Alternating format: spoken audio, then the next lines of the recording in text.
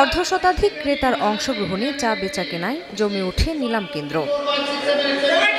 দেশের দ্বিতীয় চা নিলাম কেন্দ্র মৌলভীবাজারের শ্রীমঙ্গলে অনুষ্ঠিত হয়ে গেল মৌসুমের প্রথম নিলাম বাজার। এতে শ্রীমঙ্গল ব্রোকার্স হাউস, জালালাবাদ টি ব্রোকার্স হাউস সহ জেলার 5টি ব্রোকার্স হাউস অংশ নেয়। এবারই প্রথম চা বোর্ডের নির্ধারিত সর্বনিম্ন দাম 160 টাকা এবং সর্বোচ্চ নির্ধারণ নয়, নিয়মে চা কেনা বেচা হয়। নিলামে লোহাউনি চা বাগানের কালার চা সর্বোচ্চ দাম 620 টাকা এবং ক্লোনেল চা বাগানের চা 420 টাকা কেজি দরে বিক্রি হয়। বায়াররা জানান, নিলামের চায়ের গুণগত মান ও দাম ছিল সন্তোষজনক। স্বতঃস্ফূর্তভাবে বায়াররা কিন্তু বাইং করেছে। আমরা আশাবাদী এই বছর ইনশাল্লাহ চায়ের ভালো দাম পাওয়া যাবে। গুণগত মানের উপরে দামটা নির্ভর করে, যত ভালো চা বানানো যাইব অতই ভালো দাম পাওয়া যাইবে।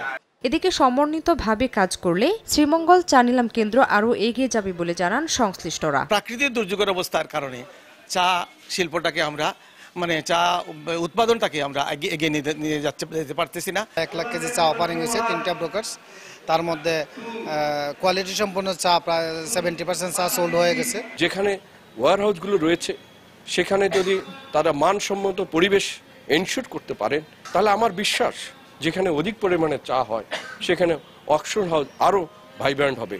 বাংলাদেশ চা বোর্ডের তথ্য মতে 2024-25 অর্থ বছরে দেশের 3টি চা নিলাম কেন্দ্রে মোট 100টি চা নিলাম অনুষ্ঠিত হবে। এর মাঝে চট্টগ্রামে 50, শ্রীমঙ্গলে 26, পঞ্চগড়ে 24টি নিলাম বাজার হওয়ার কথা রয়েছে।